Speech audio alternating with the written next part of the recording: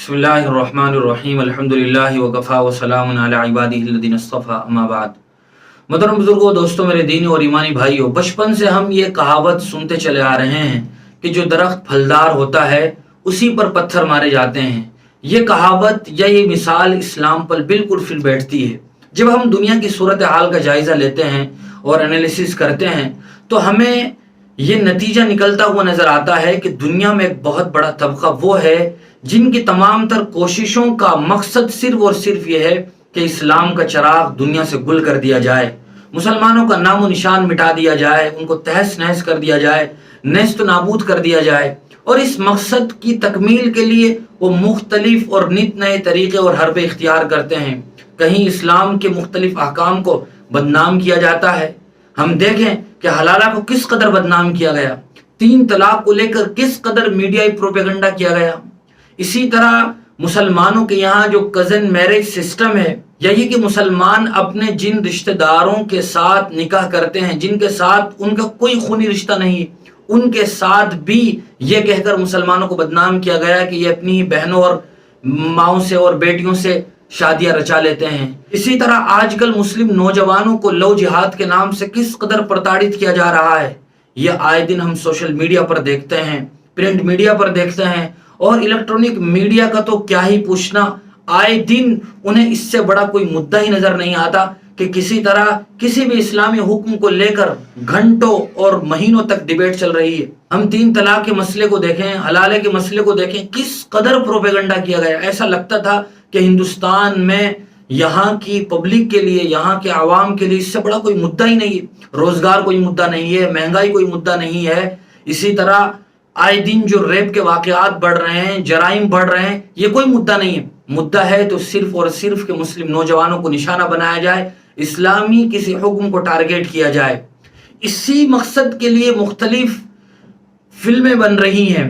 वो हीरोज जो बिल्कुल इंडस्ट्री में फ्लॉप हो चुके हैं, उन्हें ये गुर समझ में आ गया है कि अगर हम अपनी डूबती नैया को किसी तरह किनारे लगा सकते हैं, हम किसी तरह अपने कारोबार को ठीक कर सकते हैं, अगर हम पैसा कमा सकते हैं, तो एक ही तरीका है कि किसी भी मुसलमानों से रिलेटेड इशू को लेकर फिल्म बनाई जाए। इसीलिए द कश्मीर फाइल्स बनाई गई और उसमें झूठ और प्रोपेगेंडे को दिखाया गया। उसके बाद केरला स्टोरी के नाम से इस बात को दिखाया गया कि किस तरह मुसलमान लोग गैर मुस्लिम लड़कियों का ब्रेन वॉश करते हैं और फिर उनको जबरदस्ती अपने मजहब में कन्वर्ट कर लेते हैं। जबरन धर्मांतरण के केस मुसलमानों पर लगाए गए और उस पर पूरी फिल्म बना दी गई।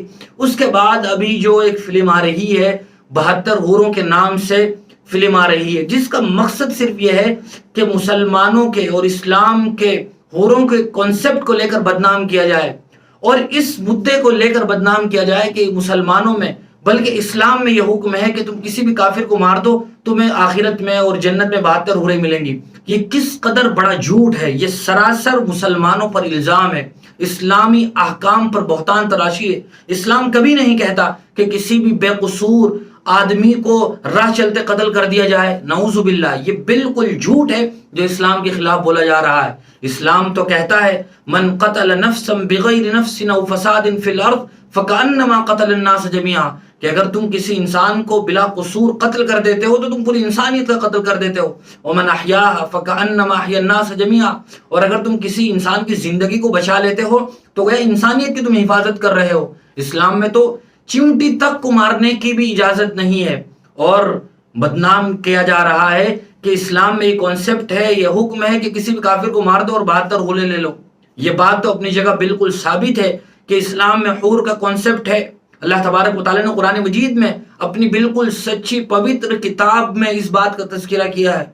अल्लाह ताला फरमाते हैं वहूरुन ऐन, हूर का तज़किरा कुरान करीम में है, लेकिन ये बात ना कुरान में है, ना हदीस में है, न कोई मौलवी इस्लामिक स्कॉलर ये बात कहता हुआ नजर आएगा कि किसी काफिर को मारो और 72 हूरें ले लो। और अफसोस की बात यह है कि इन फिल्म और मूवी बनाने वालों की इस चाल को समझने में हमारे बिरादरान वतन और गैर मुस्लिम भाई भी नाकाम हैं। वो भी इस बात को नहीं समझ पा रहे हैं कि हमें मुसलमानों के खिलाफ भड़काया जा रहा है, हमारे अंदर इस्लाम के लिए कट्टरवाद को पैदा किया जा रहा है। वो अपना पैसे कमा के निकल रहे हैं, वो इस बात को नहीं समझ पा रहे हैं। تو چاہے دا کشمیر فائلز ہو، کیرلا اسٹوری ہو، یا یہ کہ 72 حورے والی فلم ہو، یہ سراسر پروپیگنڈا ہے، جھوٹ پر مشتمل وہ واہیات اور خرافات باتیں ہیں جن کا ریئلٹی سے اور حقیقت سے کوئی تعلق نہیں ہے۔ اور یاد رکھنے کی بات تو یہ بھی ہے کہ 72 حوروں کا مذاق وہ لوگ اڑا رہے ہیں جن کے یہاں 1000 افسراؤں کا تذکرہ ہے۔ ہمارے یہاں صرف 72 کا ہے، ان کے یہاں 1000 افسراؤں کا تذکرہ ہے۔ افسوس، یہ بات یقینی طور پر بالکل اپنی جگہ صحیح ہے کہ جو لوگ یہ کوشش کر رہے ہیں کہ اسلام کا چراغ دنیا سے گل کر دیا جائے، مسلمانوں کو نیست و نابود کر دیا جائے، وہ کبھی بھی اپنے اس مقصد میں کامیاب نہیں ہوں گے، کیونکہ اس پوری دھرتی کا اور اس پوری کائنات کا جو خالق ہے، مالک ہے، رازق ہے، جس کے اشارے سے ساری دنیا کا نظام چلتا ہے، بارش کا کوئی قطرہ، درخت کا کوئی پتا اس کی چاہت کے بغیر ہل نہیں سکتا، گر نہیں سکتا۔ اس کی چاہت یہ ہے کہ اسلام اس دنیا میں پھلے اور پھولے۔ اسلام کی فطرت میں قدرت نے لچک رکھی ہے، اتنا ہی یہ ابھرے گا جتنا کہ دباؤ گے۔ ان تمام تر کوششوں، سازشوں، پروپیگنڈے کے باوجود بھی دن بدن اسلام پھیلتا چلا جا رہا ہے۔ کل آج تک کے جو نیوز رپورٹر ہیں، سدھیر چودھری صاحب، وہ فرما رہے تھے کہ پچھلے 5 سال میں 10 لاکھ سے زائد لوگوں نے ساری دنیا میں اسلام قبول کیا ہے۔